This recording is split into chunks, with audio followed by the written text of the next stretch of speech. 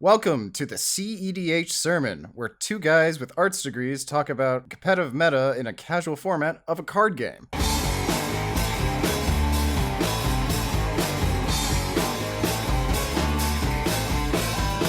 We're gonna start our engines for one of the painfully ironic sets in all of Magic. The set that's all about going super fast and fast futuristic cards, but it takes 4, maybe 3 turns to get there. So yeah, what we're gonna do today is evaluate some of the new cards from the Aetherdrift set for their cEDH applicability. Now, it was pretty painful. I've been looking at the spoilers over this past week, same with Trevor. Well, and I'll be honest. I'm kind of compiling a list. Trevor didn't do as much. I looked through it today. I did. I did more research, and I was getting so frustrated because I'm like, oh man, there's just not that many cEDH cards. But after everything was said and done and spoiled, there are still a couple. We're going to have a couple stretch cards and maybe talk about why they're close to being good, but not as good, and you shouldn't play them. So, yeah, stick around, and we'll be going through all the potential cEDH staples moving forward. Trevor, didn't you have some stuff to list off for the viewers? Yeah, before we get into things, Ian, are you aware that we are on social media besides YouTube? Kind of. We are on... kind of. Yeah, I kind of set this up the other day. So you weren't really that aware, but we are on Twitter, we're on Blue Sky, we're on Instagram and TikTok. You can follow us there. We also have a Patreon if you want to support us that way. We're also on Spotify and any other place you get your podcasts if you are watching this on YouTube and would like to do that. And I would also like to shout out Infinity Rift 7, who emailed us last night about AO the Dawn Sky and wanted us to do a deck tech on that. If any of you want to contact us about other cEDH decks, you can either leave a comment or you can email us directly, and we'll consider it for future videos. Yeah, please do. Yeah, keep the comments coming. Keep the suggestions. There was another one the other day. It was like budget pub stomps. And he recommended a video on his channel, and they've got budget stuff over there. So that was pretty sweet. And he, noticed some things that, try this card. And I love the discussion. I love all that stuff. Infinity Rift is awesome. He's on every one of our videos. He's the first one to comment. I love it. Let's get right into it. So we'll just go through in order of color and then alphabetically. So pull up this first disappointing card of the set. So we've got Sky Seer's Chariot for 1 and a white. It's an artifact vehicle, and it's a 3/3 if you crew it for 2. It has flying, and this vehicle enters, choose a non-land card name. Activated abilities of sources with the chosen name cost 2 more to activate. Okay, so it's at first glance, it's not great, but it's not terrible. But then when you think about it, there are so many other cards that do this so much better. And there's nothing that this card has to set it apart. The fact that it has to be crewed means it's not going to be that good in Tymna. I was almost thinking, okay, if you're going to play like more Staxy Tymna, at least you got something to beat in. But you don't want to be crewing vehicles. You want to be swinging with them. And then you've already got Curse Totem that shuts down all activated abilities, and it's only 2 mana, colorless. Disruptor Flute has flash and makes the spell cost 3 more to cast, plus stops the activated abilities other than mana ones. So it's just, yeah, I don't know.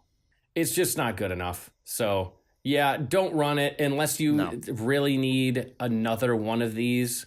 If you're trying to jam every possible stop, activated abilities, maybe. But even then, I would rather have all of the good ones and then more interaction or ramp or other tutors, just other things. because I would not want to draw into this one. So yeah. Or just run Curse Totem. Yeah, exactly. It's a significantly better card. So yeah, moving on. Moving on. That was the only white card. Yeah, dude. There was one more, I feel like. And then we were like, oh, yeah, no, this sucks. What's the one where you can only do it once a turn? It does something. Oh, then you can fucking hold on. It's from the Commander set. Oh, it's right here. Hold on.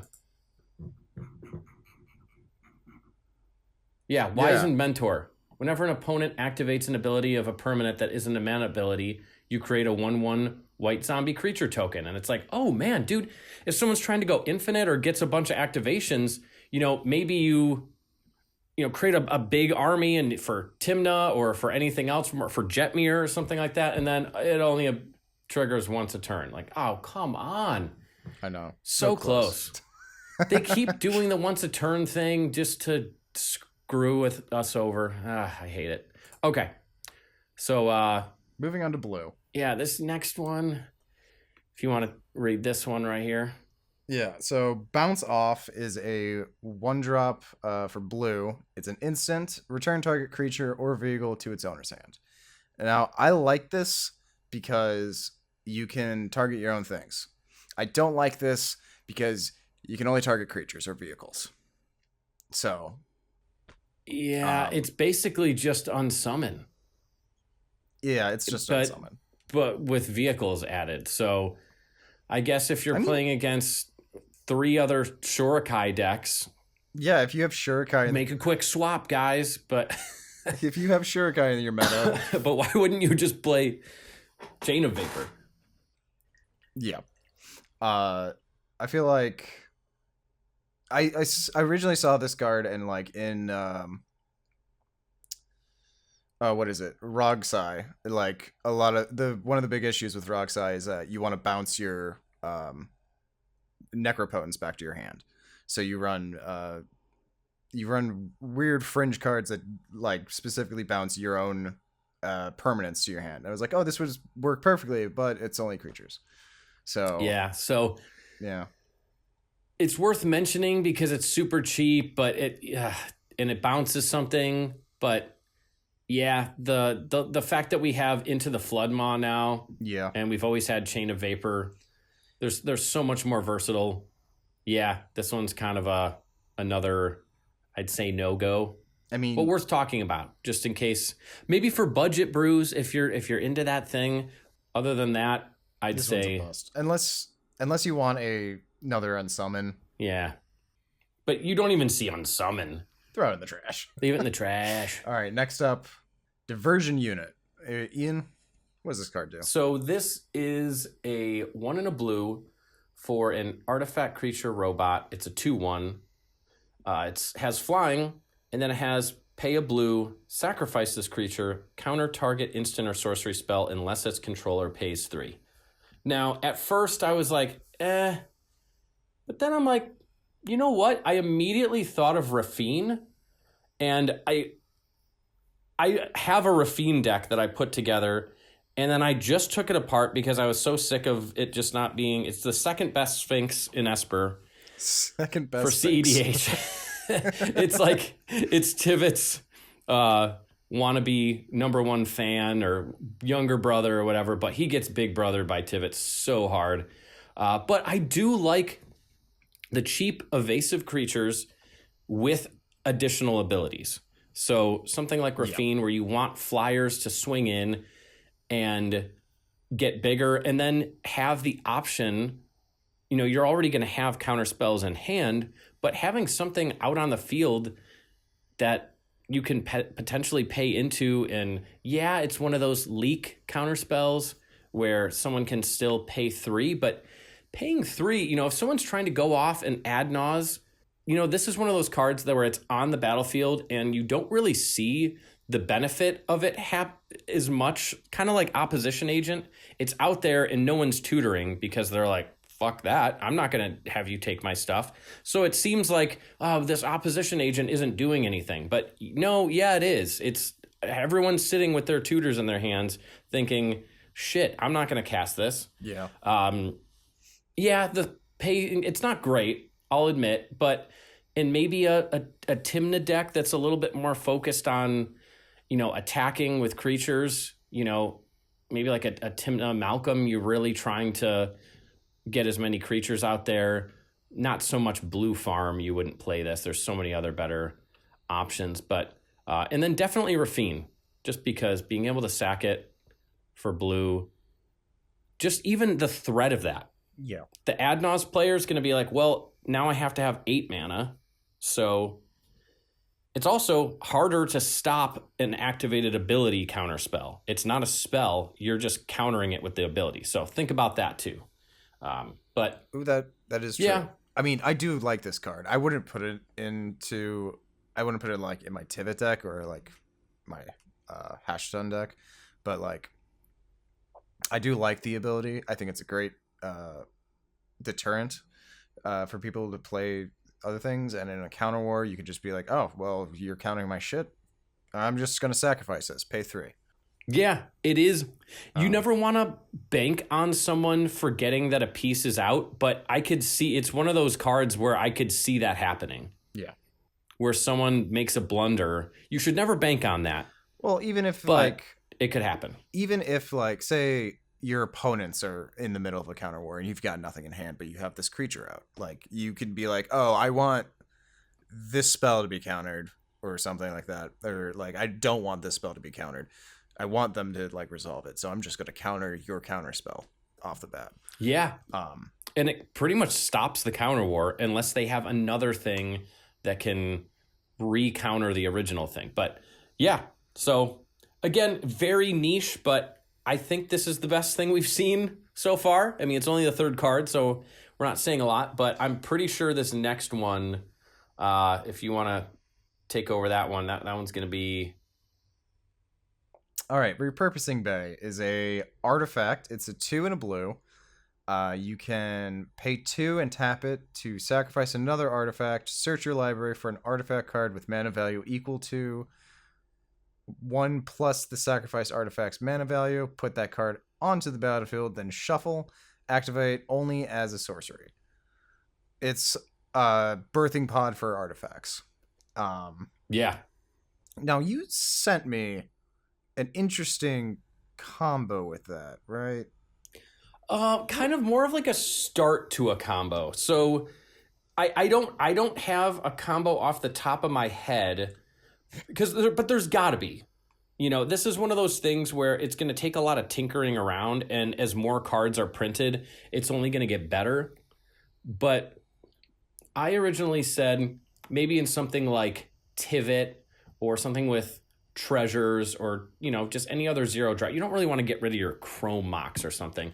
But let's say you sack the 0 drop, like a clue, to get Voltaic Key, which can then be used to untap Repurposing Bay, tap it again, and then now you can get like a 2 mana thing. There's one of those artifacts that comes in and it untaps stuff. You're thinking too small. You just get Time Sieve at that point.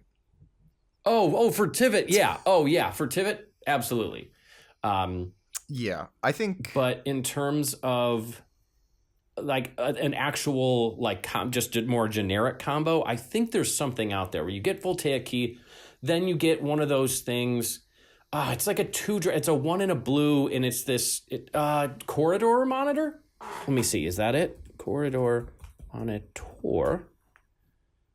When it enters the battlefield, untap target artifact or creature you control, and it's an artifact creature. Oh, yeah. So then you'd perfect. go Corridor Monitor, and then it untaps Repurposing Bay again, and then you can tap it for like a 3 drop. But this is where I'm kind of... but you have to think about it. It's kind of the same potential problem as those Birthing Pod decks, which they are super good and quick once they get going, but you do have to play a lot of these combo pieces in the deck. Do you want to jam Voltaic Key and Corridor Monitor and all these other different CMC artifacts to potentially get this thing going? Maybe. If there's a more definitive line, I think this card will be, potentially on the same level as Birthing Pod. But until we figure those lines out, I am not completely sold on it, but I think it has a lot of potential. I think it has a lot of potential too. I think the Voltaic key into Time Sieve line for Tivit is, you probably don't want that because you have better options to just tutoring for your Time Sieve. But there's something here. Do you run Mana Vault and Soul Ring? I think you can always sack either of those. That's true. I think this card would go well in Urza. 100%. You can just sacrifice any of your many artifacts to get anything else. But I don't know. There's something here. I think Shorakai it could be good in as well. Oh yeah, a big someone who or a commander who it feels like a trap in. I've seen a lot of people saying, "Oh, is this like an auto include in Kinnan?" I don't think so, because it's 3 mana plus 2 more, plus you have to sacrifice one of your 2 drops to get Basalt. It's kind of a lot to ask. It seems good at first, but then when you think about it, it's like that's kind of a lot to ask. The only other tutor that you're playing that is that mana intensive is Tezzeret, and it's kind of harder to counter or get rid of a Planeswalker, at least at instant speed, I've noticed, as opposed to an artifact. But yeah, and that puts it right on the battlefield, no sacrifice needed. And Tezzeret has other uses for untapping artifacts and things. I don't think it's a good Kinnan card. But that doesn't mean that's not good. Don't think about it too hard. I know. I'm thinking, well, Kinnan's my boy, so I got it. I think about everything through the lens of Kinnan, and then I think of it everywhere else. So you have kind of final verdict on it. Glasses. I think it has a ton. Yes, colored glasses, Kinnan colored glasses specifically. I think it has a lot of potential, and it will definitely find a home in some decks. But until we see, definitive, realistic lines, not like, well, there's this 7-step thing where if you put all these shitty artifacts in your deck that it'll win you the game. And it's until we see something definitive, that's a really good line. I think it's for niche decks, but tons of potential. It's a potential. It's got a lot of potential. I think we should move on to the next one. What do we have here? Oh, I put this one in. For 1 and a blue, it's a creature zombie bird wizard. It's a 2/1 with flying, and each creature card in your hand has cycling for 1 and a blue. Now, why did I put this in, Ian? I don't know. Because I saw this one and I was kind of like, I was like, I don't know where I'd really play this. There's some situations where you want to discard a creature card and you want that card in your graveyard, or you're playing a commander like Hashdun, where you want to be discarding it goes creatures in that and deck. Shit. Yeah, and so this is just a simple pay 2. You can discard your any creature. You can then draw an extra card off of it, so it pays for its fucking self. And then you can activate Hashtun and get the creature onto the field. And so that's literally its only niche spot that I can think of. But like, I thought it was. But then when you think about all the other, but like Psychic Frog though, that just allows you to discard shit for free. You don't have to pay. But it doesn't draw you a card. A Putrid Imp doesn't draw you a card. Tortured Existence doesn't draw you an extra card. Like, so there's that. You're drawing. So if you're in Hashiton and you have the right setup, this wouldn't go infinite necessarily, but you could especially if you have a lot of mana, you could probably get into this situation where you're discarding this thing to draw another card, and now I have this card that I drew my Soul Ring, and I can play that and keep going and tap that to have more and have another card that I discard and that I have mana for. But it just maybe kind of kicks you off a little bit. I'm still not sold on Yeah. it. I did see it, and I was kind of like, I'm intrigued, but I don't know. feel like there's like, besides Hashton, there's other cards that I can't think of from the top of my head, but like they want creatures in the graveyard or they want you to discard things, and just the ability to discard a creature from your hand and draw a card off of it is, it's worth thinking about. Yeah, That's why I put it in the list. makes sense. I don't think it's a staple in any fucking deck, but I think it's at least worth looking at. Yeah, no, totally. I mean, I put the Sky Seer's Chariot in, and that thing sucks. So, yeah, it's worth looking at these things. All right, let's move on to the next one. All right, Transit Mage. Ian, what does this card do? All right, so this is 2 in a blue for a creature human wizard. It's a 2/2, and it has, when this creature enters, you may search your library for an artifact card with mana value 4 or 5, reveal it, put it into your hand, then shuffle. So basically similar to all the other mages. There's Trinket Mage that gets, a CMC 1 or 0, and then there's Trophy Mage that gets 3 drops, that's Basalt and Kinnan, or your Mirage Mirror. But this, at first glance, I'm like, what would you really get? And then what's the big one that everyone's going to think of? The One Ring. That's pretty big. Yeah. But I don't think it's worth running it if that's your only thing. If you're just like, well, I play the One Ring, should I play Transit Mage? No. I think you should have at least 2 or more targets, preferably 3 or more, if you're going to run a very specific tutor like this.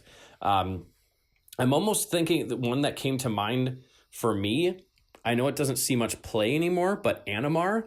Okay. So it's a creature in Animar, and you get Ancestral Statue, which is the 4 CMC artifact creature where you can, when it enters, you can return a creature back to its owner's hand. So you target itself. And with Animar, you just keep playing that over and over again, and it's free because once you have 4 or more counters on Animar, you can play it and bounce it infinite times. And if you have a card out on the field that says each time a creature enters the battlefield or every time you cast a creature spell, draw a card, you can draw your whole deck, play Thassa's Oracle. You can have some sort of infinite damage loop. There's tons of things that you can do with it. So I think this, if Animar's still around, I haven't seen him in a long time, but you know what? I should build a competitive. I have a casual Animar, but my wife really likes that deck, so I don't think I'll ever take that apart. She doesn't really play Magic, but she'll play Animar. She'll play Animar with the boys.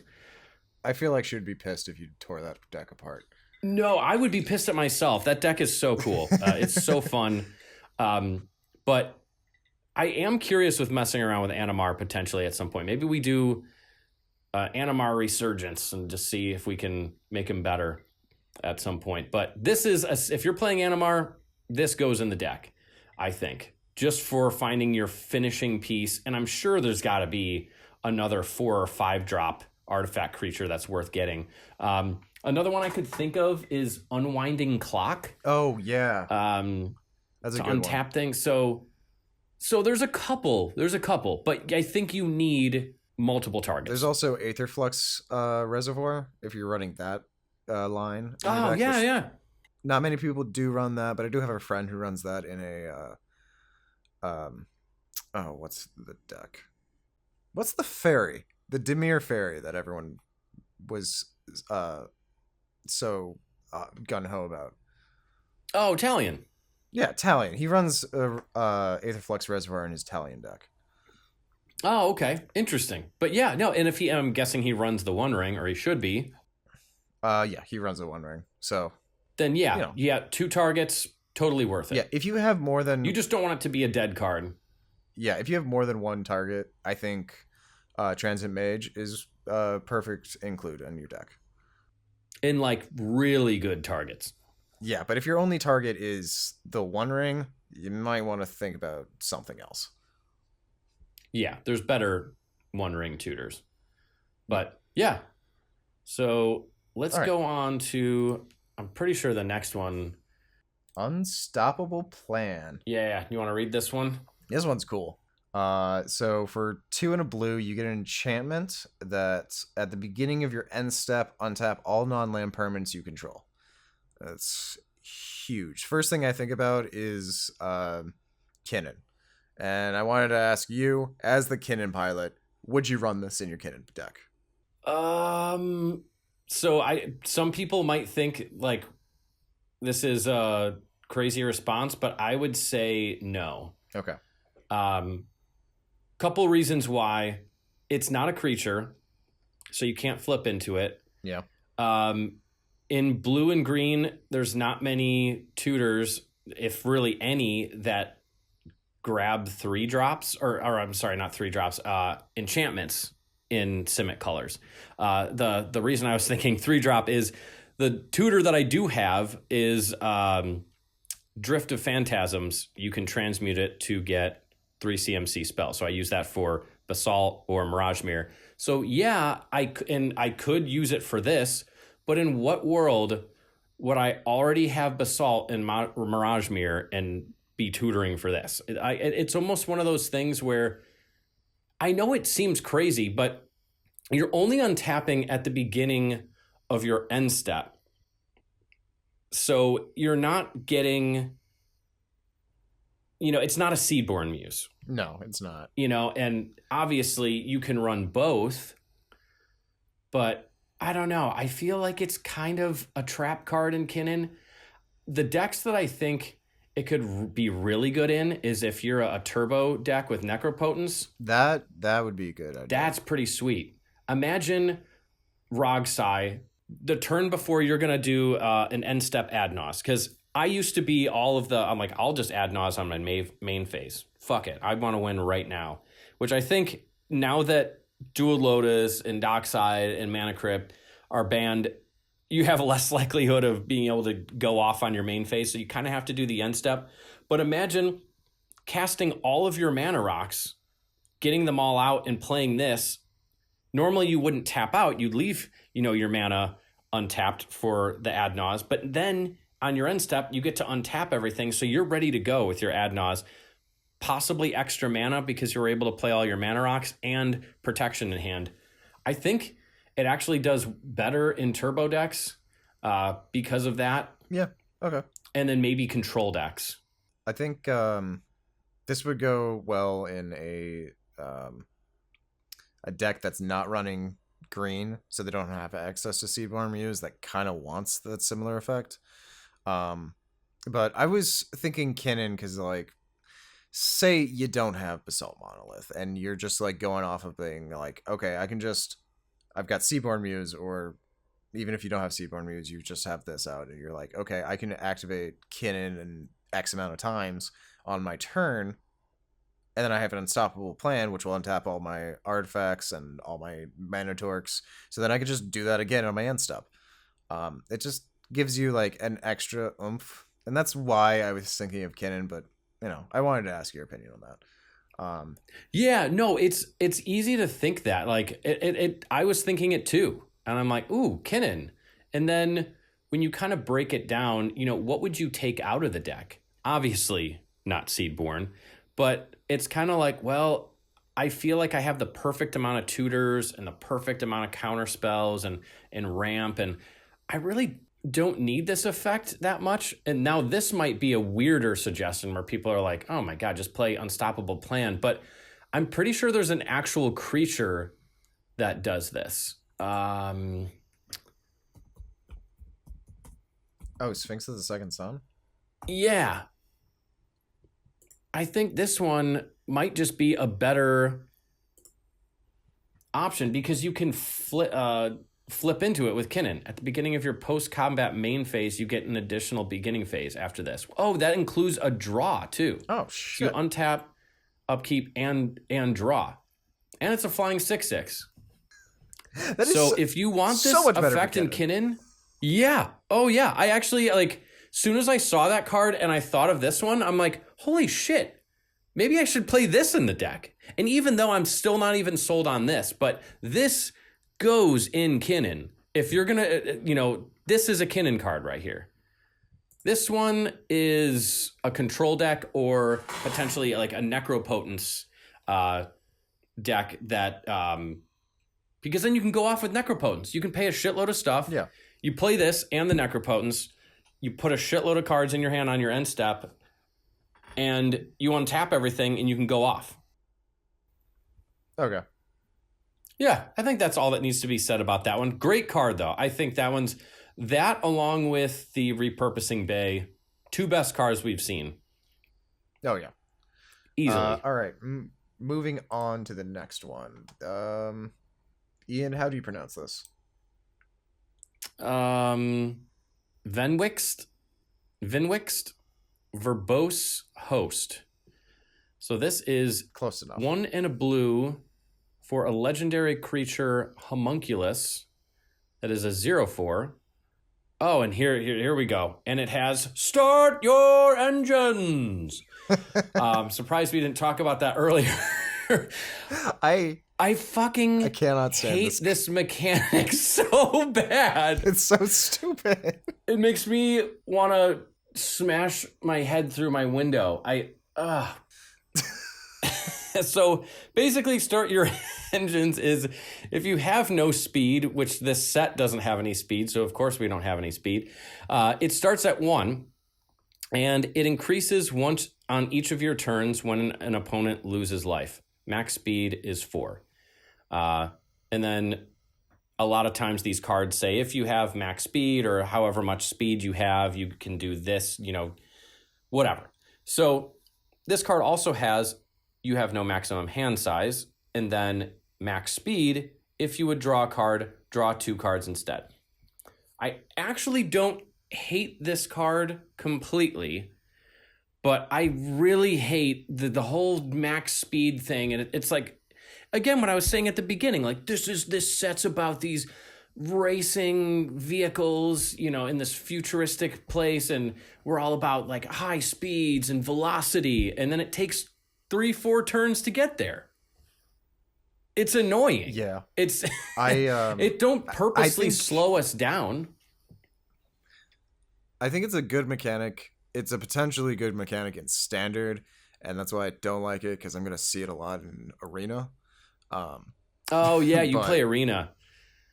Yeah, I've got my my Esper Reanimator deck in Arena that I just. Oh yeah, that's right. Of course, it's an Esper Reanimator. No wonder you were like Heshaton. You were all over that instantly. Oh yeah. And then you start playing Standard, and then I'm gonna make an Esper Reanimator Standard deck. Of course you would. Okay, to be fair, Ian, one of the most popular decks in Modern right now is Abhorrent Oculus Reanimator. And that's essentially what my Standard deck is. It's just Esper colors. I mean, it makes sense. Like we said before, Esper is a great color combination, just across Magic in general. But okay, so back to Venwixt or whatever. Yeah. So back to the topic. I kind of made... It seems shitty, but again, I just kind of thought of Rafine. It's not that expensive. I do like that it's a 0/4. You can chump block Timnas, I guess. Yeah. It probably doesn't die to Orcish Bowmasters, but those shouldn't be reasons to run it. It's a good card for Plagon, actually. Yeah. What does that one do again? If you have it has something to do with if the power is less than its toughness, you get to draw cards or something. Okay. And you just end up drawing like an important amount of fucking cards in a turn. But like, if this would actually go really well in that deck, because you are drawing a bunch of fucking cards, and then you can just skip your cleanup step. So I can see this being played in Plagon. Okay. And the reason I was thinking it'd be okay for Rafine is if you get it out early, essentially it doubles your draws. Like, that's not a bad effect. It's just that if it just had, if you just took out the start your engines thing, or it just said each time an opponent loses a life and it wasn't once a turn, holy shit, yeah, in a Tymna deck, you just instantly deal damage to everyone on the first turn, or you could get it going so much quicker, and then every time you're drawing a card, you draw 2 instead. That would be huge. You just double your draws. Yeah. So, I don't know. We'll have to kind of see how worth it is. I mean, I don't know. There's no evasive ability. If I had flying and it was a 1/4 or a 1/3 or something, and it didn't have the fucking start your engines text on it. Yeah, start your engines is such a slow mechanic. Yeah, if we can figure out how to break start your engines, this will be decent. But for right now, it's probably just going to sit on the sidelines. Yeah, I think Flagon would run this. He's better. Sure, he's better as a crew member. Besides that, meh. I think that's it for he's the no blue racer. Cards. No, he's a crew member. He can be the guy that changes the tires. He's in the pit crew. The pit crew, yeah. All right. Moving on to our black cards. We've got Maximum Overdrive. Now, Ian, you put this card in here. Yeah, it's not good. Ian, why the hell did you put this card in? Because there's jack shit for black. There's jack shit. We needed some black representation. I mean, come on. I mean, it's pretty bad. It's pretty bad. But it is instant speed. Give one of your things indestructible in black. For 2. Yeah. Yeah, we don't really need to talk about it. It's fucking terrible. And even in my notes, it's pretty terrible right here. Pretty fucking bad. There isn't much in mono black in the way of protection, but this doesn't justify its cost. Yeah. Yeah, worth mentioning because at least there's something. But moving on. I put this next one in. Pactodal Terror. So for 3 and a black, you get an artifact creature toy. That's a 3/4, and whenever this creature or another artifact you control enters, each opponent loses 1 life and you gain 1 life. I was theory crafting this a little bit, and I was like, what? There's something here, right?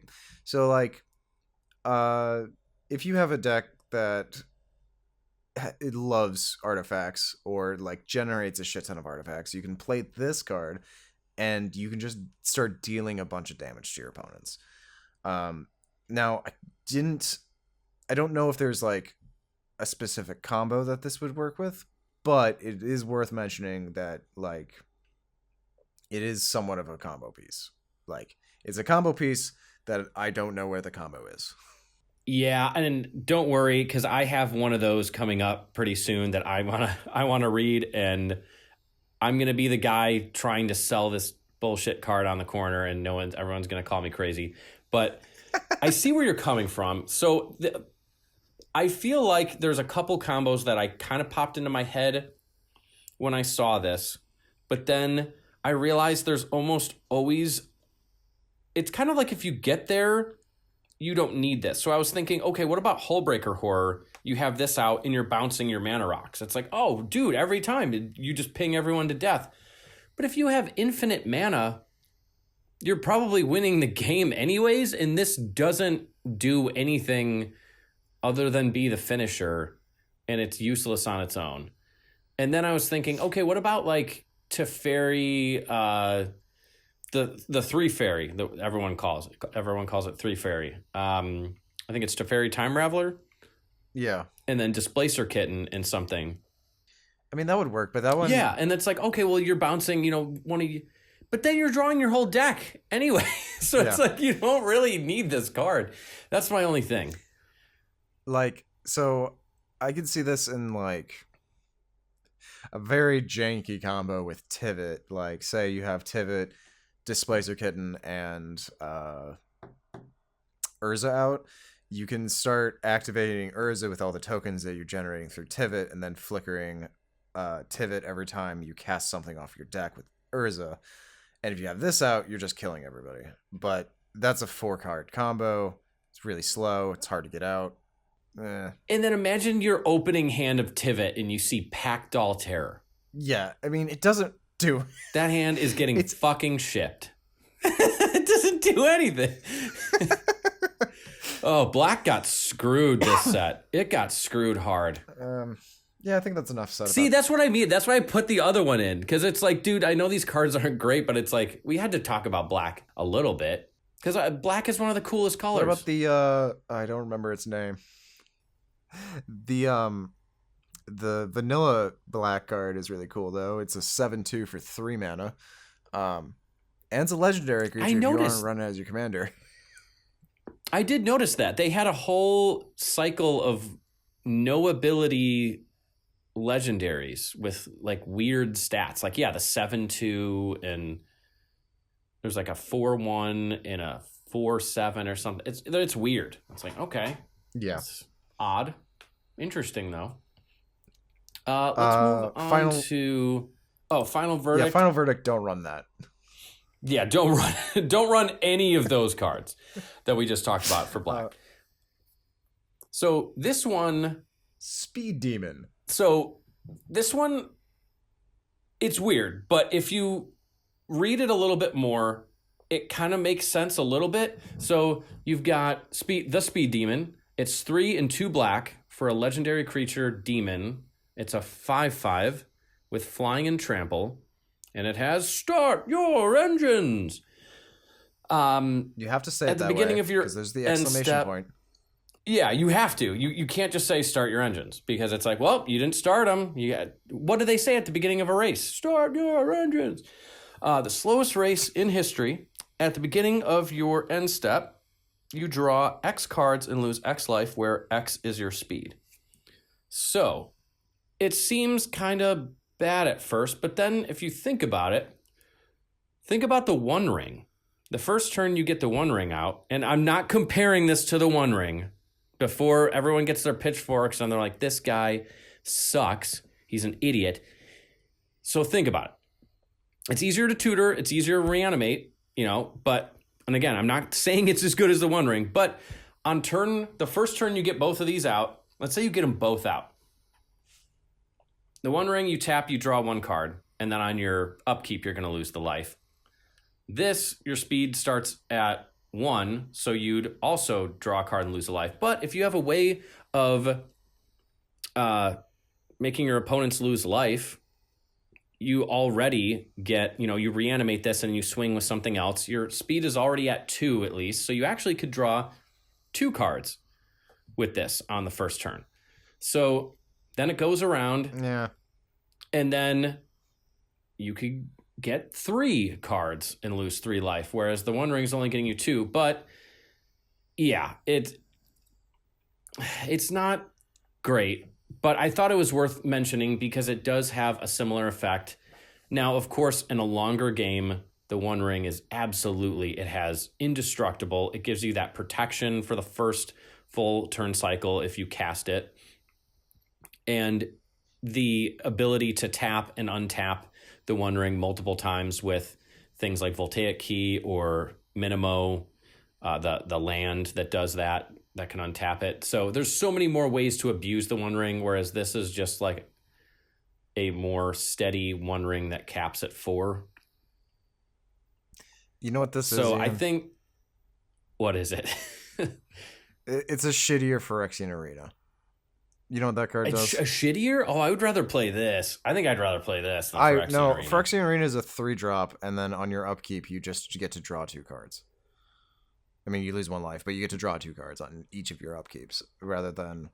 I mean, this is on your end. But this one, you could get 4. You could you get the payoff quicker, and you could eventually get up to you're drawing 4 cards on each of your end steps. I can see Rakdos playing this, because they're constantly dealing damage to their opponents, but like it only triggers once each turn. But like, yeah, I can see where you're coming from. On your turn.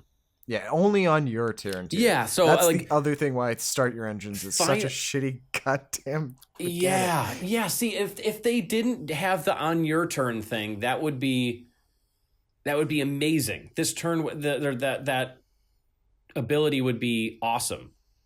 Yeah, They could literally save this set if they just fucking errata texted it the start your engines ability. Did you watch them do it? Watch it just bomb in sales. Yeah, Nala. Yeah, she agreed. She's just screaming into the void. All right. I think that's enough of black. Black really got screwed on the set. Yeah, it's too. Final verdict. It's too slow. Yeah. Let's move to red. So we got Adrenaline Junkie. Or Jockey, sorry.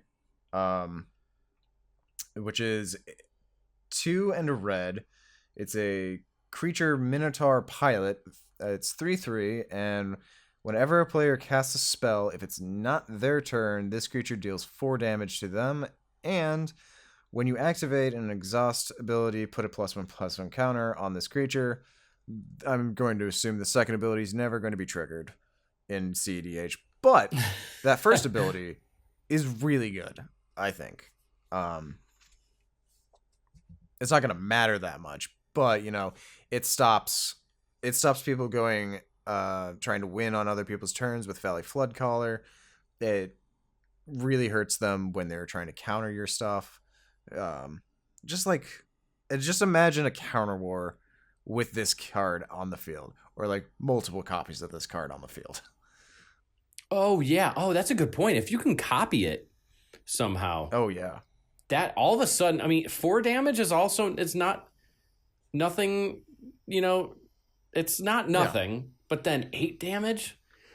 Now, I think it fits in a certain type of deck where that's what you want to do. Because I like the idea behind it being a stacks piece that punishes interaction on other players' turns. It almost makes me think of Rurik Thar. No one plays that anymore, but back in the day, that used to be an actual cEDH commander. Just because, and you know what, that should be another one that we do. That would be so cool to feature, because if you can get Rurik Thar's ability going, that fucks people over hard. He's the one where if you're not playing a creature spell, it just deals 6 damage to you.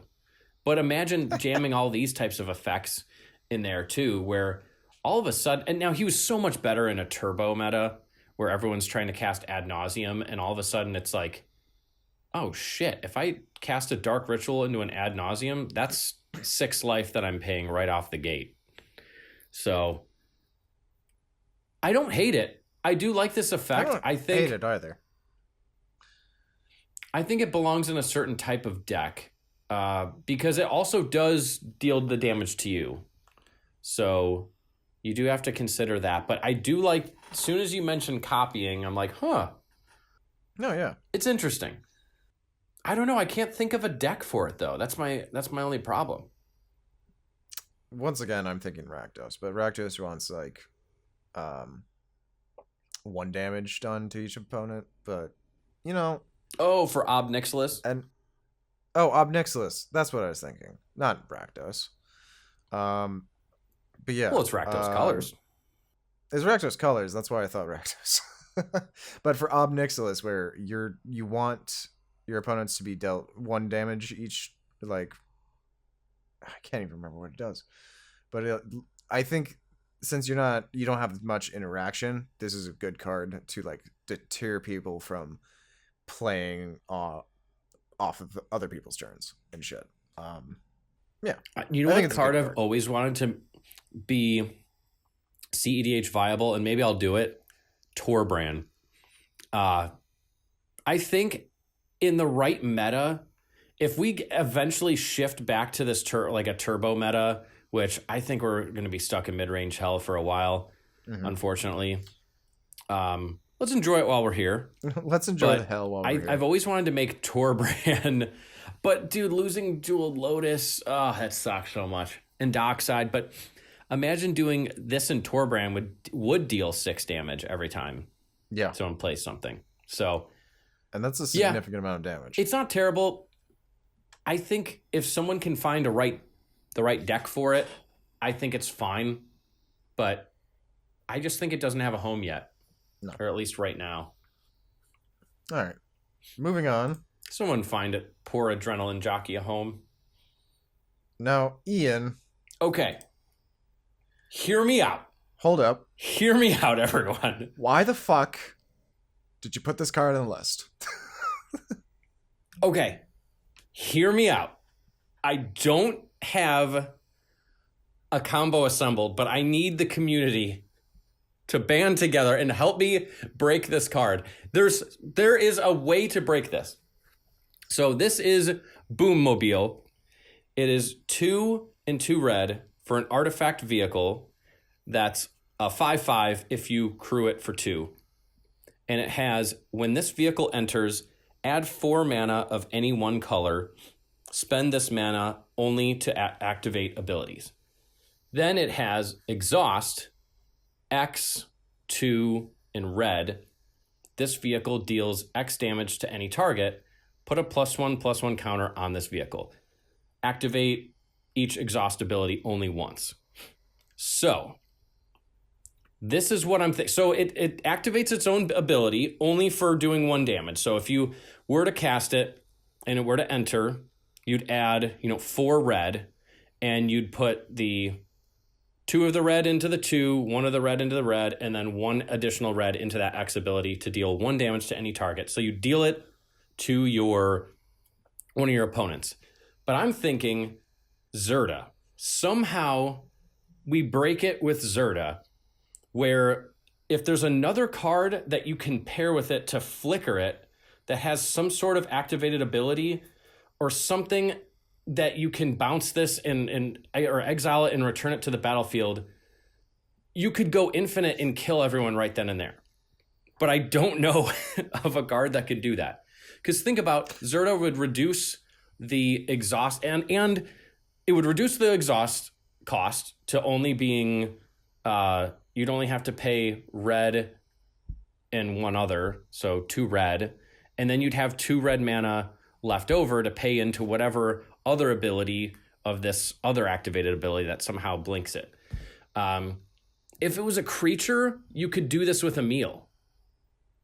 But you could do this with like, there's gotta be, do you know what I'm saying? Does that make sense? Yeah, do I do know sound what like you're a saying. lunatic? You do sound like a lunatic. But actually, what comes to my mind is Parallax Wave and Felidar Guardian. If you combo this with that, every time it enters the battlefield, you can trigger its ability and deal 2 damage to an opponent. And then you can just keep looping that with Felidar Guardian and Parallax Wave. Oh, yeah, you could just do that. Yeah. But that's already a combo in and of itself. But yeah, this is a finisher in it. It's a finisher for that combo. Now,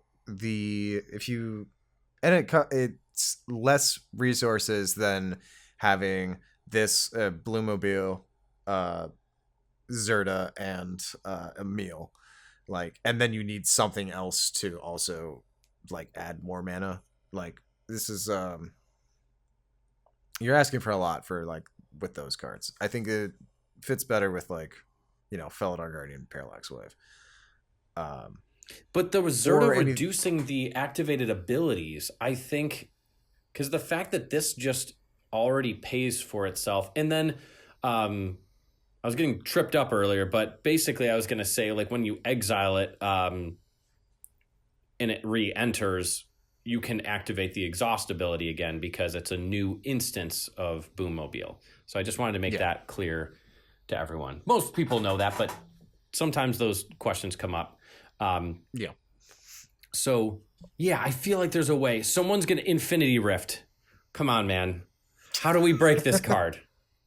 Help me break this card. I want to do it so bad. I want to do it. I'm sure there's a way, something. and we'll figure it out. As a community, we'll figure it out. Okay. That'll be our... It takes a village to break a card. We have to post that all over. It takes a village to break a card. All right, we can move on. House Squad Heavy. All right. So for 2 and a red, you get a Goblin Mercenary creature that is a 2/3 with Start Your Engines. Other goblins you control have haste. At the beginning of combat on your turn, create a 1/1 red goblin creature token that token attacks this combat if able, and then it's max speed. You can tap it and add red for each goblin you control. Now we made a post about this on Twitter and Blue Sky, but Ian, explain to me why you put this on the list. Okay, this is an instant include in Winota. Now, I know Winota is not what she used to be. She's struggling right now. And I'm not saying that this is going to fix all of Winota's problems. But basically every Winota list I see includes Legion War Boss, which does the same thing. At the beginning of combat on your turn, create a 1/1 red goblin that has to attack if able. Now, they create the red goblin tokens and give them haste. Like the goblin tokens have haste, but this one just gives other goblins you control have haste, so including the ones that you create. So I just think it's a little more versatile in that regard just already. Sometimes you can play, I know no one plays what is it called? Conspicuous Snoop or whatever, the goblin where you run all the weird little goblins on the top of your library. People used to play that. Yeah, exactly. So I've seen it where, you might have these little goblins that have effects and stuff on them because they're non-humans. So then they get Winota triggers. And then, but having haste with them, to swing quicker, I think is immediately a little bit better. And then if you do get max speed, which it's not going to be out of the question, you're playing a combat-focused stacks deck. The game is going to hopefully go longer.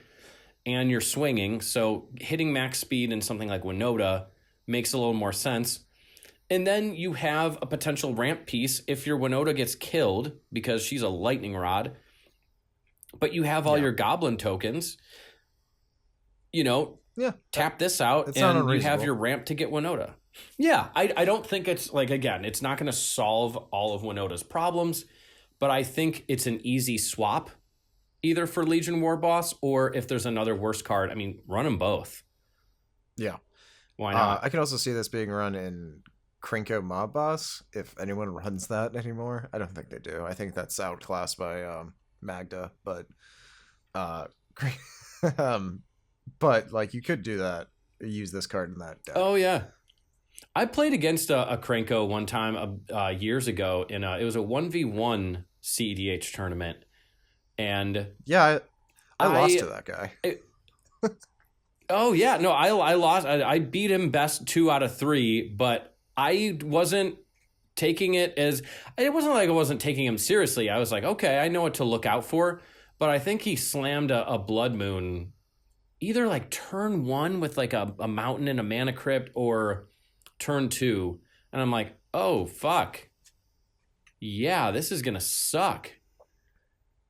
So yeah. I got fucked by him. Now I did win, and yeah, I think Krenko is not great. It can't really compete with the other stuff. But again, sometimes I still like fringe commanders. I never want anyone to think that we're no, you have to play S tier cEDH commanders only. I'm all for brewing and making the old school decks better because they're still fun to run. Sure. It's still fun to play competitively with the more fringe decks.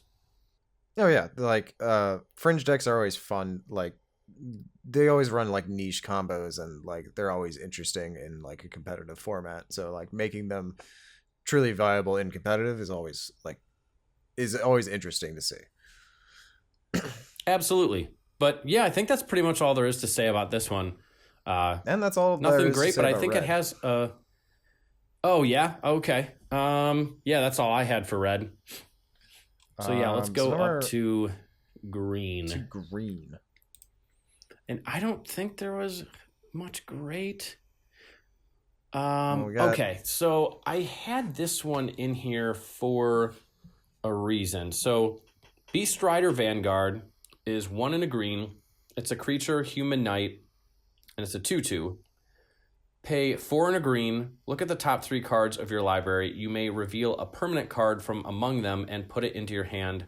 Put the rest on the bottom of your library in any order.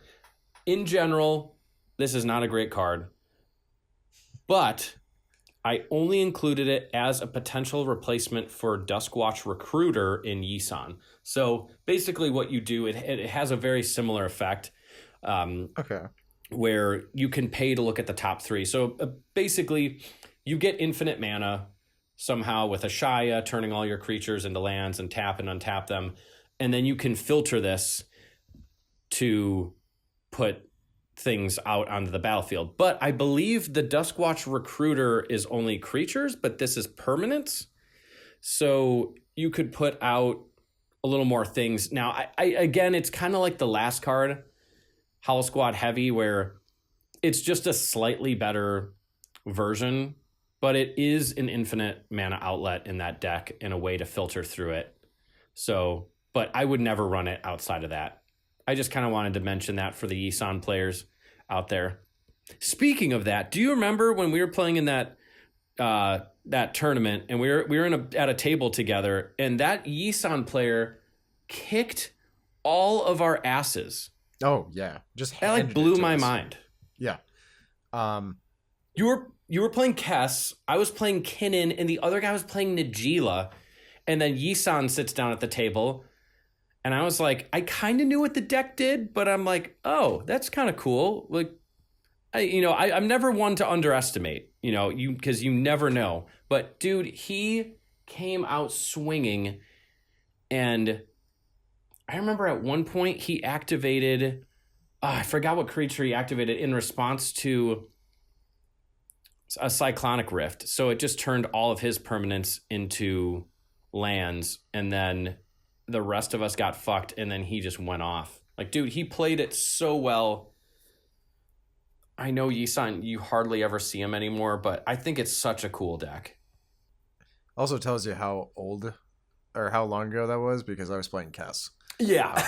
Yeah. No one plays Kess anymore. I know. Dude, Kess is such a cool card. But yeah, it's just compared to the other options. I love Kess. Yeah, Grixis has way better options. I would rather play Sauron, honestly, than Kess. Sauron's great. We should actually do a deck tech of Sauron at some point. Oh, hell yeah. But moving on. Yeah, we could do an episode, a theory craft of old school gameplay, and like more old school cEDH. We could have a Yisan, a Krenko. I almost don't want to include Kess because I still feel like Kess would whoop all their asses, but yeah, we can do something like that. I feel like it would be fun just seeing some older decks back in the day. Yeah. That's Beastrider Vanguard. Next up is March of the World Ooze. Now this is pretty expensive. It's 3 and 3 green, so you probably don't want to be playing it in general. But it's an enchantment. Creatures you control have base power and toughness 6/6 and are oozes in addition to their other types. And when an opponent casts a spell, if it's not their turn, you create a 3/3 green elephant creature token, which in turn is just a 6/6 ooze.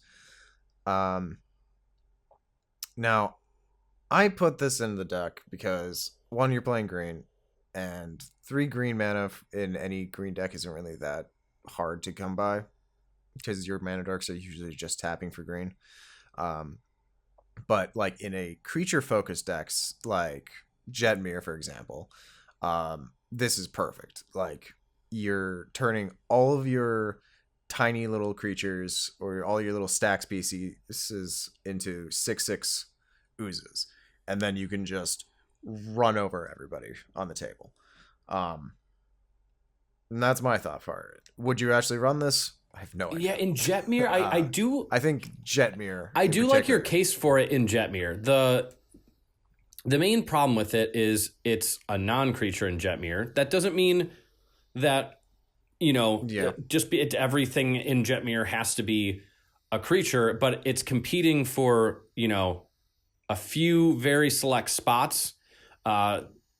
It's a little expensive, but I do know what you mean. It's definitely like the ability to get to that 9 creatures on board with Jetmir with this. This could potentially, just that opponent casting spells if it's not their turn, creating essentially a bunch of 6/6s, and then they already get +1, +1, +1, and have trample and double strike and vigilance. I mean, yeah, this could.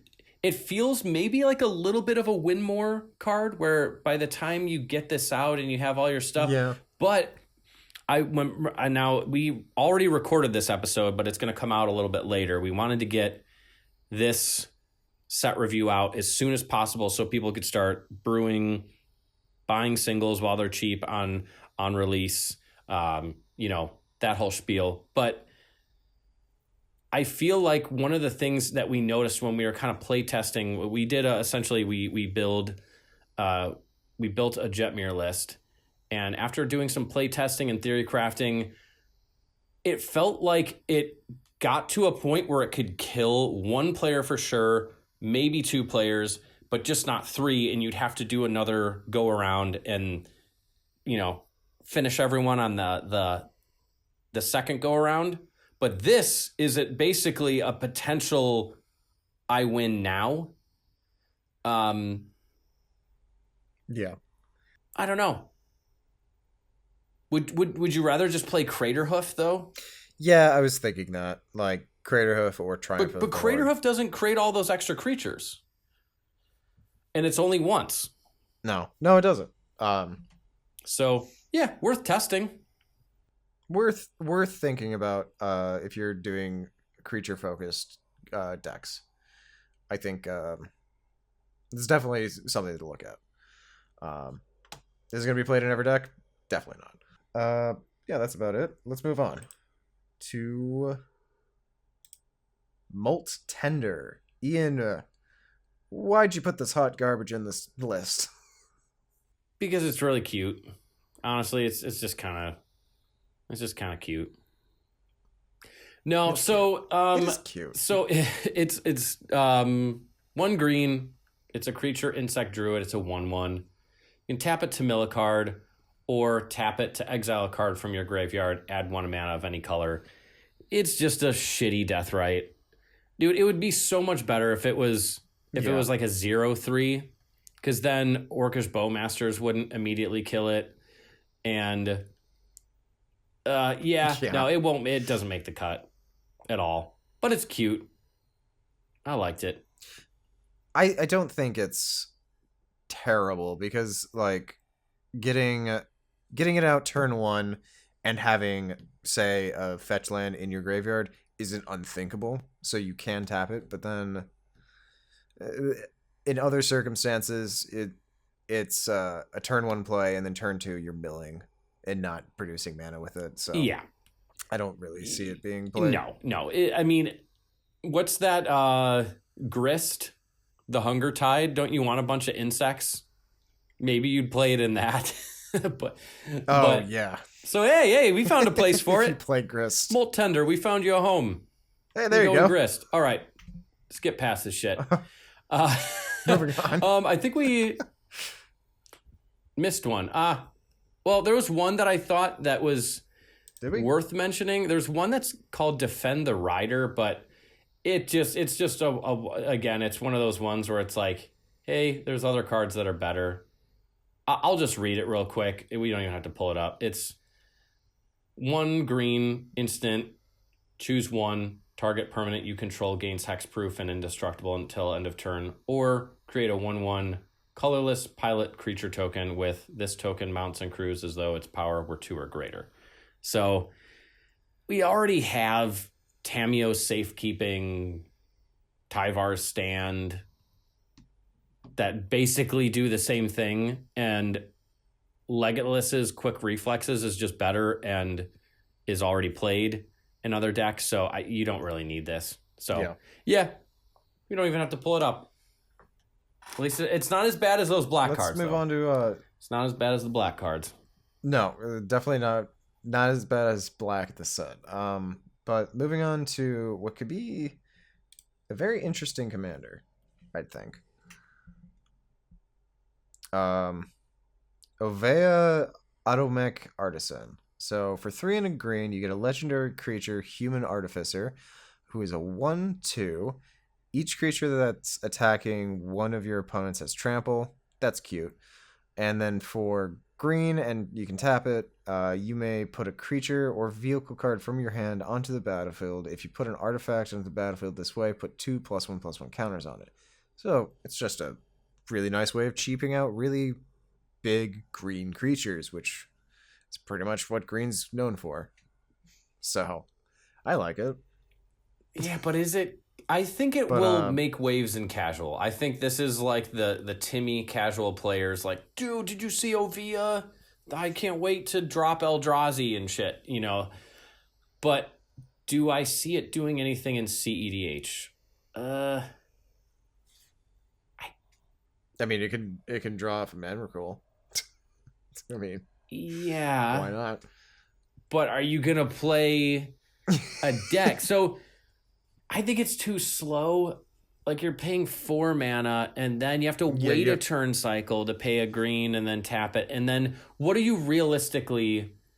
It's one of those cards where it's like you could think of a bunch of cool ideas and then it's like, okay, yeah, what deck would you play it in? And that's where I immediately am like, yeah. I mean, maybe people have an idea. This might be one of those ones where the community just totally is like, oh, dude, are you stupid? You could put it in this deck, and then, you know, we're totally wrong. Yeah. I think Yisan might enjoy this ability a little bit. Maybe because you... But maybe. It's not out of the question. I haven't messed with Yisan. I can definitely see this being...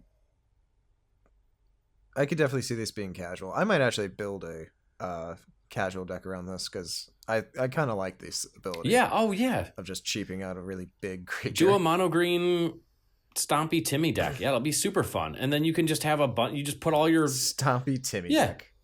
You just put all your favorite green bombs in there, and then any Eldrazi and stuff. Yeah, it'll be super fun. But yeah, I think it's too slow.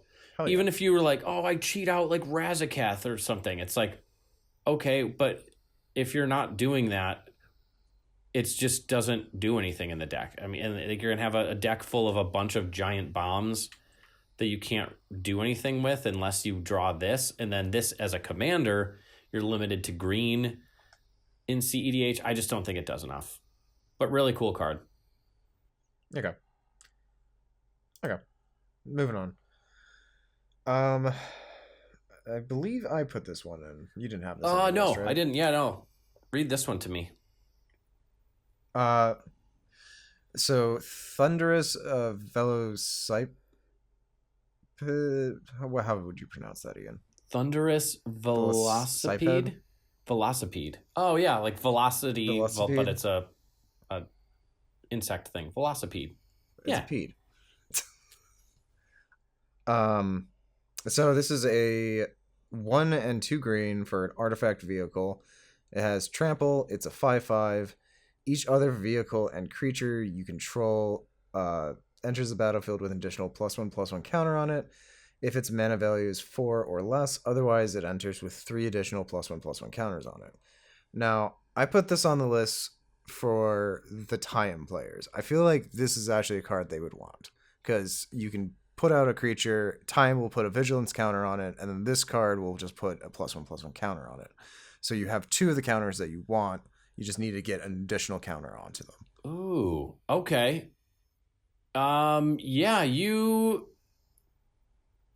Yeah, nice find. Look at you with the tie-in tech. I don't even know how to run tie-in.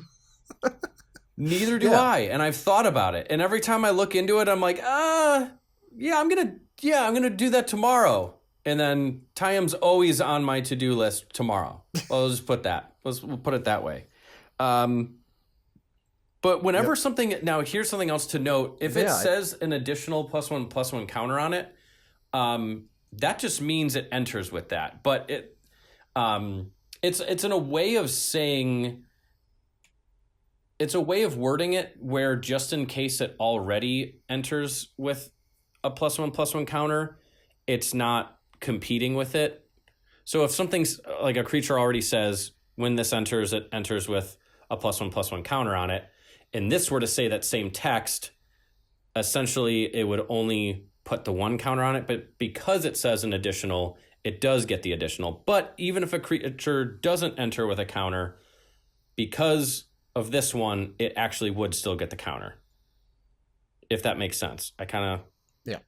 And if you're playing a 5-drop, which I don't know time lists, so I don't know how many like 5 or I don't think there's any you're playing, but they just enter with 4 +1/+1 counters on them then at that point. But yeah, I don't think. But dude, imagine getting this out early, and any of your... Now I know you'd probably be playing the Mana Dorks earlier, but it automatically turns later draws in time if you draw into, like a Birds of Paradise. Oh, well, it's not a turn 1 or turn 2. Well, it'll still come in with a +1/+1 counter now, and now it can contribute to your Time activation. So I actually think this is pretty good. I can't believe I missed that. I saw this and I was like, nah. And I kind of moved past it, but I'm literally editing my little document here. Put in Time, exclamation.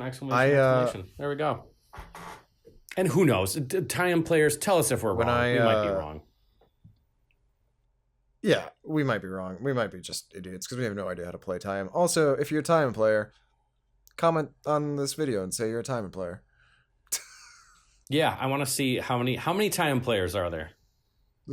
Honestly, like how many are there? What will end up happening is like a month from now, I'll finally play Time, and then I'll be the only one to comment on it and be like, I'm playing Time.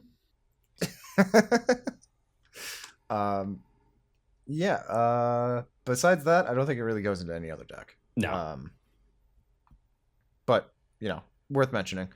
That's it for the green. That's actually it for all the monocolored spells. So we're gonna go into multicolored, and we're gonna talk about this card, which I've seen on the Twitters, and I don't know what to think about this card. Me too. So Ian, what is this card? I've got some thoughts though. Bright Glass Gear Hulk, 2 green, 2 white, artifact creature construct.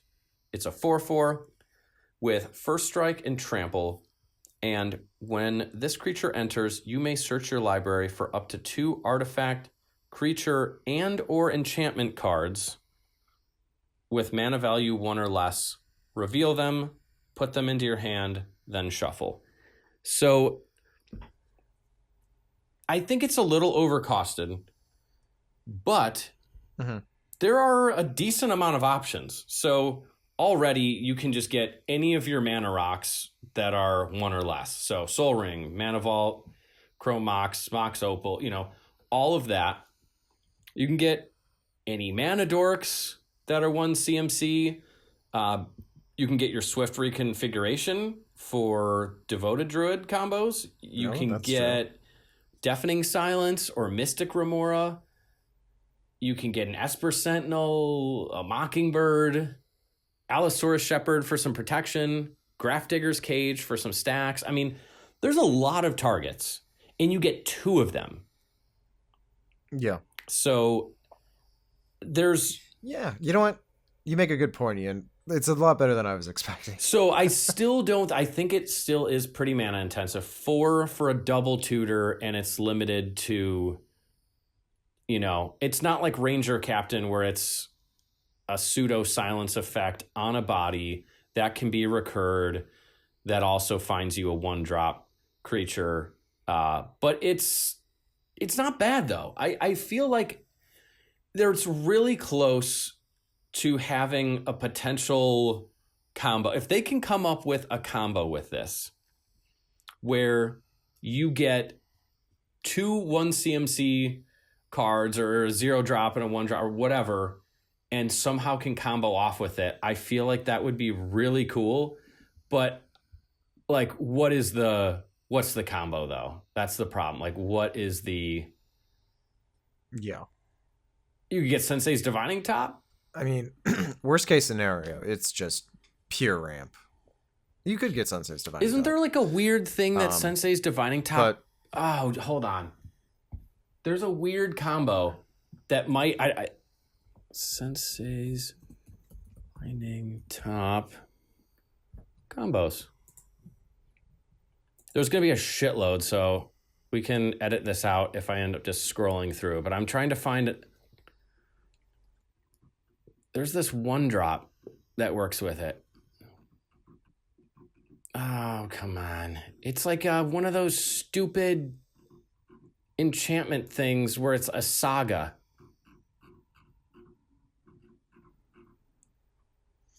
It's so dumb. It would be so dumb. Hold on. If I find it later, whatever. We don't have to hijack the whole thing just for this. But I feel... Yeah, find it later and put it in post.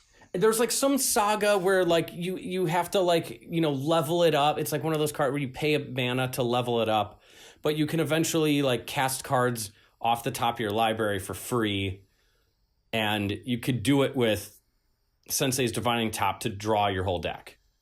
Like if it's an artifact with, you know, it costs one less or something, but then you can cast your Senseis for free. And they're both 1-drops. But you have to pay to level it up like 3 times or something. So I don't know.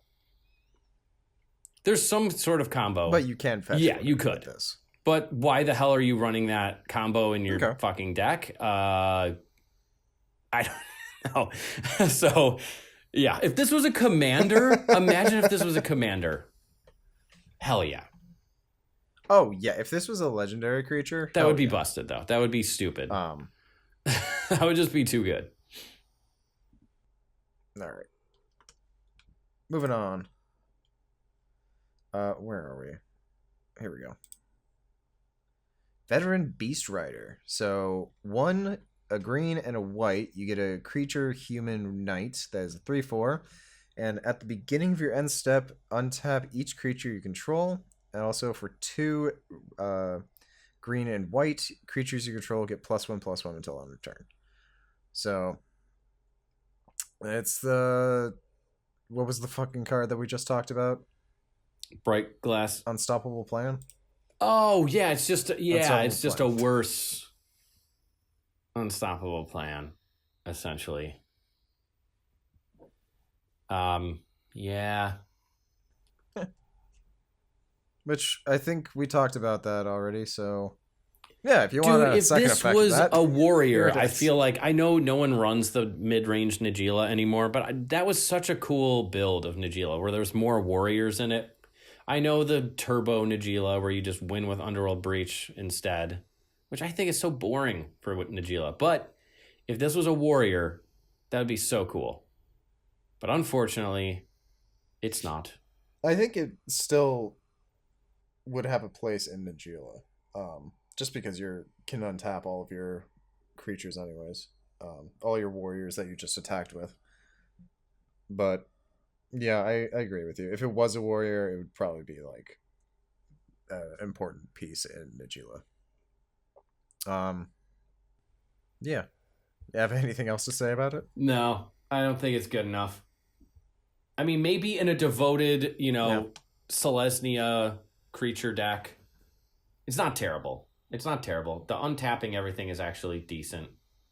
But yeah, that's about it. All right. Moving on, we've got Dune Drifter. What does this do, Ian? Okay, so this is a terrible card, but I was running out of ideas. So it is X, white in a black. This is par for the course, Ian. Artifact vehicle 3/3 for if you crew it for 2. When this vehicle enters, return target artifact or creature card with mana value X or less from your graveyard to the battlefield. So this is another community one where I'm like, is there any way to use LED to like somehow break this? Where like you return it and then you crack the LED and then this, and then you reanimate it with the mana, left over somehow, and then bring the LED back, and then somehow get infinite mana. Like, is that possible? I think you're asking for a lot. I think you're asking for a lot. What is that one thing? Phyrexian Altar? Not Altar. No, is it Altar? No, not this one. What's the Reclamation?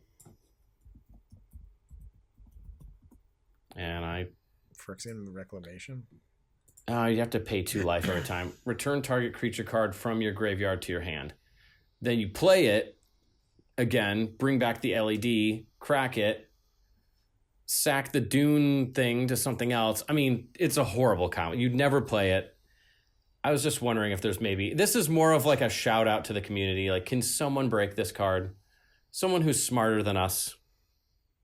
Help us break this card. Someone who's... And Boommobile. Come on. I fuck Dune Drifter. I am all in on Boommobile. That's going to be my new thing. Remember how I have the million copies of Colossal Sky Turtle? I'm going to buy like 500 copies of Boommobile for no reason. Just so I can be buried in a coffin filled to the brim with Boommobiles. Then they'd find that, like, your son was, like, they'd be talking to my parents, your son was buried, but since there were thousands of copies of this card in his casket, it went up like kindling at the smallest spark and burnt down the entire cemetery. So we're also suing you for damages. So I go out with a boom. Why there's a spark in a casket? Who the fuck knows? Who knows? Maybe I was getting one last token before I kicked the bucket. Who knows? This card sucks. Sounds like you. Okay. Enough of this hot garbage. Let's move on. Ketramos. Worth talking about in here, but we did a whole video on it. Watch our last episode. Go check that one out. Yeah. It's incredible, I think. I mean, or at least for Orzhov, I think it's going to be the best Orzhov option that we have. It's an actual card advantage engine in the command zone. It's got, let me just read it. Ketramos, the New Dawn. It's 1 white and a black for a 4/4 menace, lifelink, indestructible. It is a legendary creature god. Sorry, I forgot to mention that part. And it can't attack or block unless there are 7 or more cards in exile. So it's kind of got that similar clause like the Theros gods have, where it's not a creature, but this one is a creature, but it can't attack or block. But whenever 1 or more cards are put into exile from graveyards and or the battlefield during your turn, you draw a card and lose 1 life. So there are a shit ton of combos with Leonin, Relic Warder, and Animate Dead, infinitely flickering that and exiling them to draw through your whole deck. You can cast Angel's Grace, so you can keep, lose as much life as you need to, go through your whole deck. There's shenanigans with Necropotence on the end step. If you go up to 8 cards, you have to keep going to your discard phase. But then, since Necropotence isn't a replacement effect, the card does hit the graveyard and then get exiled, so then you'd have to draw a card and lose a life from Ketramos' ability. And you can essentially, you got to be really careful because you can kill yourself. But if you have things like Sheoldred out, you can draw through your whole deck. So there's a bunch of cool stuff. Check out the deck tech. I'll put that in a link or something, or just, click on the channel and look at it that way. But yeah, awesome commander. Yeah. Too much to talk about. Worth mentioning. Probably one of the best cards in the set. I think. Along with the other 100%. Very next card, Hashton, which was in the same video, so shameless plug. Just go watch that. Yeah, just go or watch our other video. Episode, you assholes. Same thing. We already talked about. Don't call them assholes. Oh, no. You're beautiful people. They're probably beautiful, but they're assholes. They're a bunch of beautiful assholes. Come on. If you're listening to our podcast, you're an asshole. You just are. But we love you. Okay. So, Hashton Scarab Fist for white and black, legendary creature, zombie wizard. He's a 1/3. Whenever you discard a creature card, you may pay 2 and a blue. If you do, create a tapped token that's a copy of that card, except it's a 4/4 black zombie. We went through all the ways you can break this card. Everyone online has gone through all the ways you can break this card. There's tons of resources. You don't need me to say it again. So, once again, worth mentioning. It's probably one of the best cards in this set. But moving on.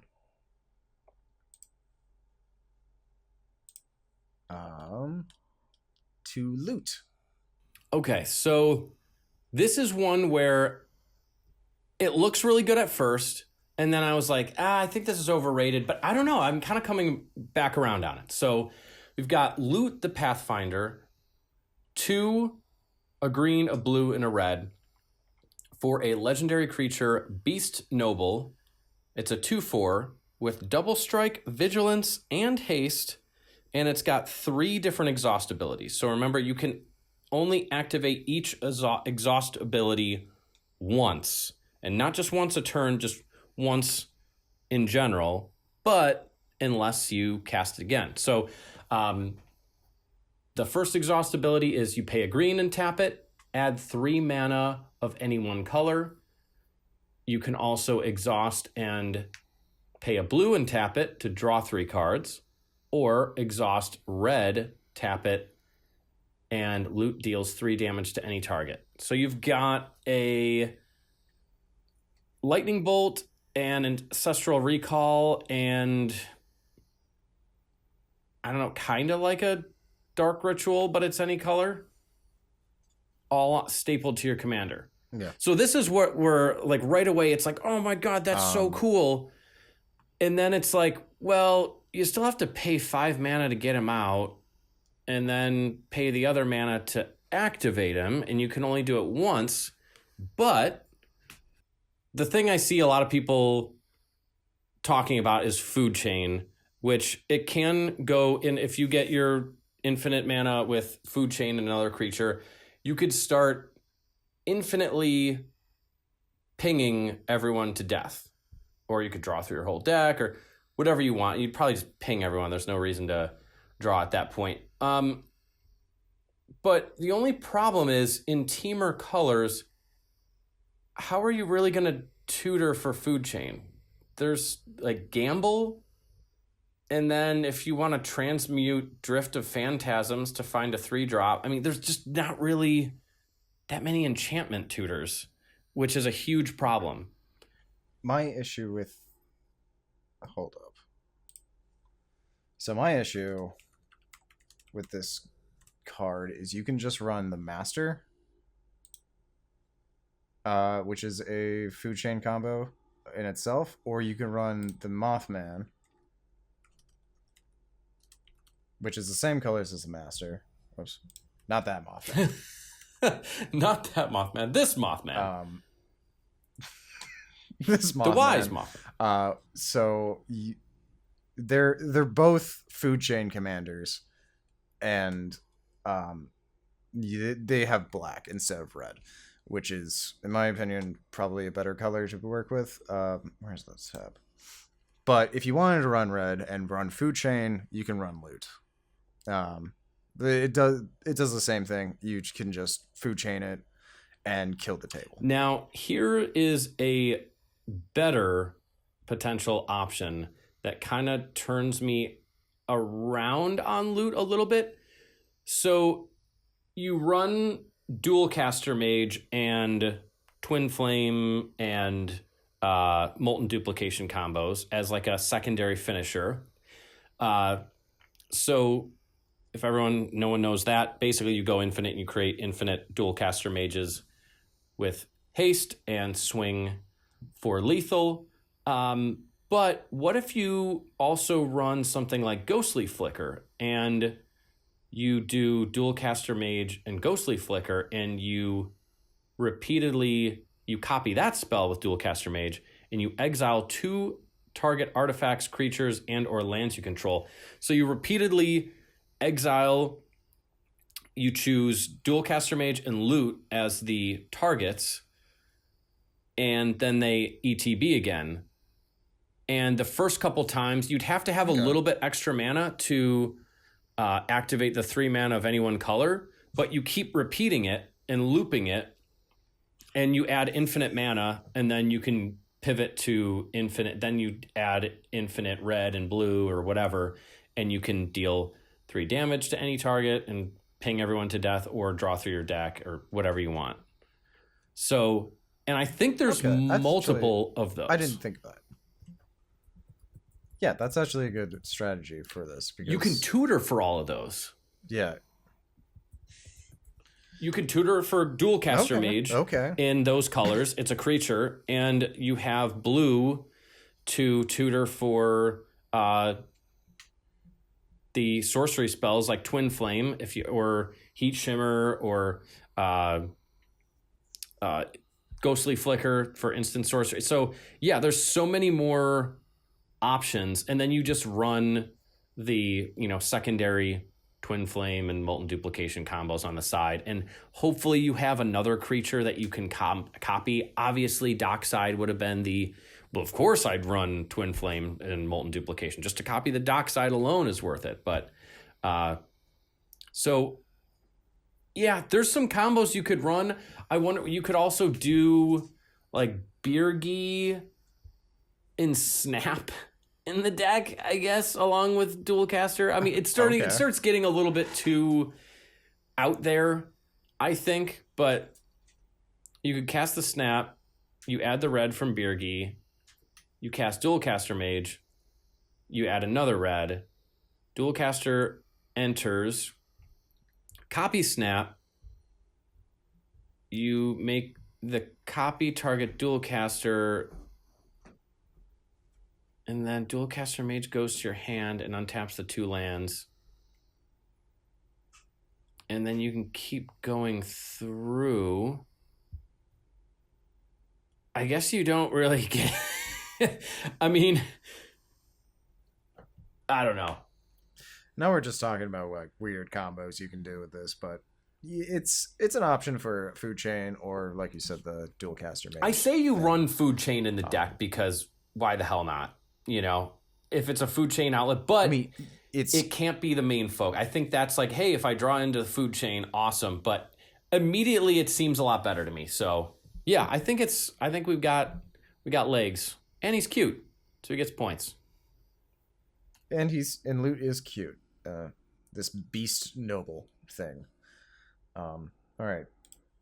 Next up is Mimeoplasm, the revered one. So for X, black, green, and blue, you get a legendary ooze creature. That's a 0/0, and as Mimeoplasm enters, exile up to X creature cards from your graveyard. It enters with 3+1/+1 counters on it for each creature card exiled this way, and then you can tap 2. Mimeoplasm becomes a copy of target creature card exiled with it, except it's 0/0 and has this ability.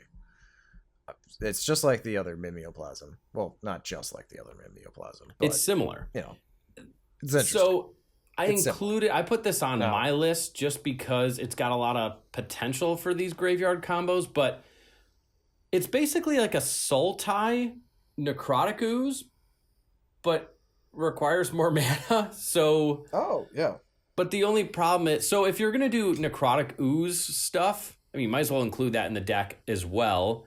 And now you have blue for you might as well. Protection. You could just make Mimeoplasm a copy of that. Yeah, I mean, that's true. Then you don't even have to worry about anything else. I think it's 2 mana intensive, unfortunate, but it's really cool. I think it sees fringe play. Yeah. I think it would be fun to mess with. Yeah, look up all the Necrotic Ooze combos. They basically all apply. I can think of a few things I would do with this card, so I might actually just build my own Mimeoplasm deck. I also love the name Mimeoplasm. I think it's the art's sweet too. It rolls off the tongue well, and the art's really fucking cool. But yeah, but we're not here to critique the art, Ian. We can mention it. We can mention it. You started this podcast saying we're 2 failed artists. Or you just said we had Yeah. art degrees. You didn't say we're Don't failed, but we didn't say that. Redact that. All right, we can move on. There's that one kind of explains itself. Okay. This is one of those cards where this is the last colored card. this isn't one of those things where, again, I'm like, community, help us break this. There's got to be a way to break this. I don't think it's, again, there's a lot of these that aren't great, but how do we break this? Ian, why did you put this hot garbage on here? Because it's red and green. That's all. It's a red shift, Rocketeer Chief. It's grill colors. Red and a green. Legendary creature, Goblin Pilot for a 2/3 with Vigilance. All right, it's cheap. Gets your commander out early. You tap to add X mana of any one color where X is Redshift's power. Spend this mana only to activate abilities. Oh. And then exhaust is 10. A red and a green. Put any number of permanent cards from your hand onto the battlefield. I'm more so thinking somehow going infinite with the first ability. Like the exhaust thing, whatever. You know, if you have... we could just skip over it. I don't know. There's got to be a way to break it. Come on. Okay. Come on, everyone. It's worth mentioning. Here's Redshift Rocketeer Chief. If you want to run this in your Gruul deck or run a Gruul deck with this as your commander, go ahead. But next up, we're going to the artifacts, and Aetherflux Conduit is a 6-drop artifact. Whenever you cast a spell, you get an amount of energy equal to the amount of mana spent to cast that spell. And then you can tap, pay 50 energy, and draw 7 cards. You may cast any number of spells from your hand without paying their mana costs. So I put this on here because this card combos with... I'm sure it combos with other things, but the first one that came to mind was Gravecrawler loops. Like Gravecrawler and Phyrexian Altar. You can sacrifice Gravecrawler to produce black and then cast it again from your graveyard as long as you have a zombie on the field. And then with that, you can do that over and over and over again until you have 50 energy. You can tap this, draw 7. And now I just realized that you have to tap it to do that. So you should just run Aetherflux for what's fine. Moving on. Oh, that's funny. Oh, man. I was like, oh, where's he going with this? And it's 6 mana. Is the other thing. Yeah, Aetherflux Reservoir is better. Yeah, because you don't have to tap it.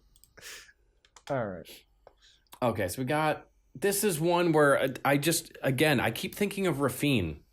But again, you would never... It's not a creature, so it's so close. Dude, if this was a creature, it would go in Rafine. Because you get an extra draw, treasure, and damage every turn. But it's just not worth it as a 3 CMC artifact.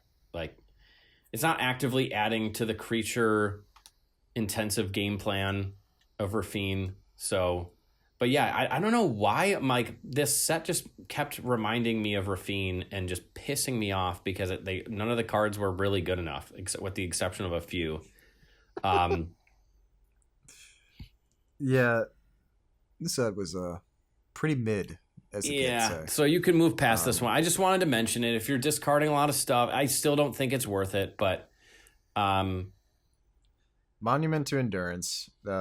If you want to run it, don't. Next up, I've seen a lot of people talk about this card. I think this is a huge trap unless there's... I don't think it's that good. No. I'm sure there's ways of breaking it, but it screams casual to me. It screams like a fun casual commander, super crazy, explosive. I added 12 mana and then I paid that into a Torment of Hailfire and, just something crazy like explosive like that isn't really cEDH applicable, but you could still do it in a high power casual game. I think it's really fun. I like the concept behind it, but 6 mana, of course, someone's going to come out and be like, technically you can. Yeah, go ahead. So This is Radiant Lotus. It's a 6-drop. You can tap it, sacrifice one or more artifacts, choose any color. Target player adds 3 mana of the chosen color for each artifact sacrificed this way. When I saw it, I was like, oh, Tivit, you can generate a shit ton of mana and then do nothing with that mana. Like, it really doesn't do anything. Yeah, it just doesn't. Casual, I can see this being really fun. Yeah. If in your casual Tivit deck, run it. For sure, but you're also running Academy Manufacturer, or your Emery deck, the blue one where I think her name is Emery, and it's like a merfolk, and she can recur artifacts from the graveyard. So yeah, obviously you're playing a ton of artifacts. So this would be really cool. You sacrifice those artifacts, add a ton of mana, you recur them. There's probably a bunch of fun stuff with it with that deck, but yeah, I don't think it's good in cEDH. Yeah. Okay. Next up is this is another our last spell. Oh yeah. This is one of those things where I'm like, again, like, help us break this. So we've got Stride Hanger Automation. It's 3 mana for an artifact creature construct. 1/4. Thopters. It's automaton. Yeah. It's a what? What did I say? I said automaton. It's Stride Hanger Automaton. What did I say? Automation? Oh, yep. I did say that. Yep. Automaton. You're right. Automation. You can tell it's late. Yeah, we've been going for almost 2 hours. And these spoilers literally came out.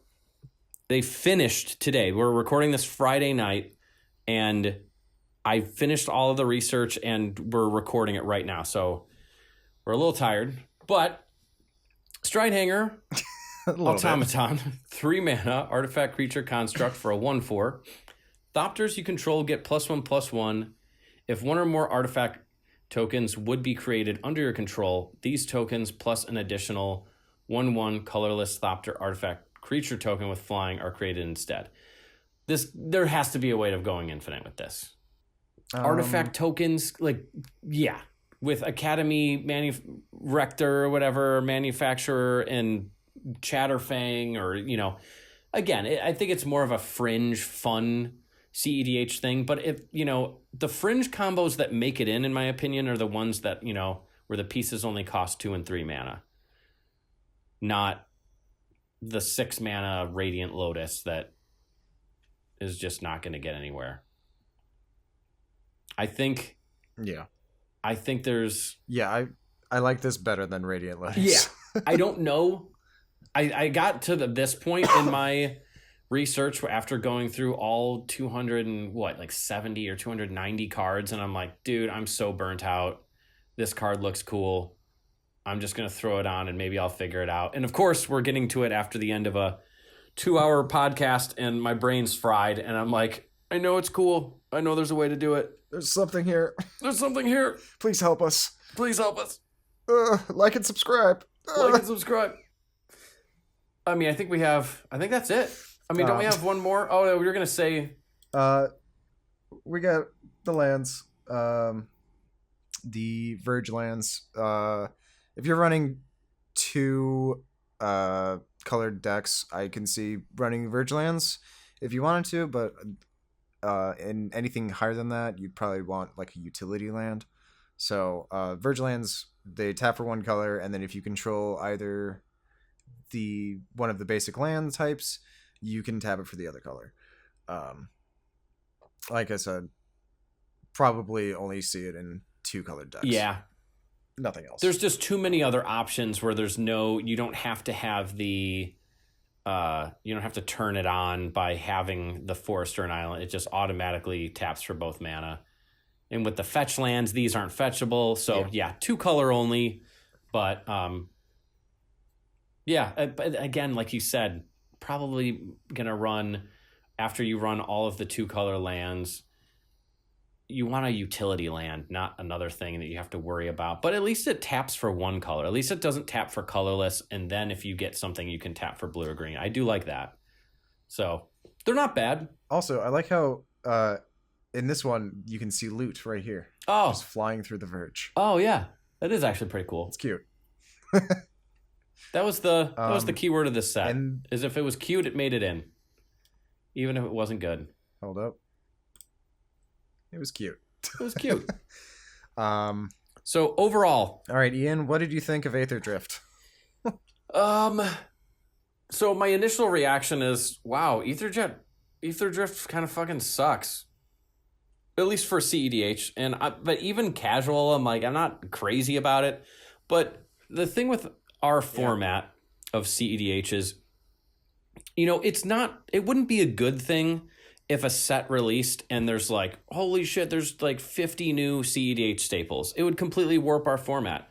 I like that it's an ever evolving format, but it's slow. It's there's 2 or 3 really good ones, a couple new commanders, and a couple fringe things every set or so. And honestly, that's okay with me. I can't be super disappointed. I don't think it's a great set in general, but as far as cEDH, we got an Orzhov commander. Loot's cool. There's Hashatan is really awesome.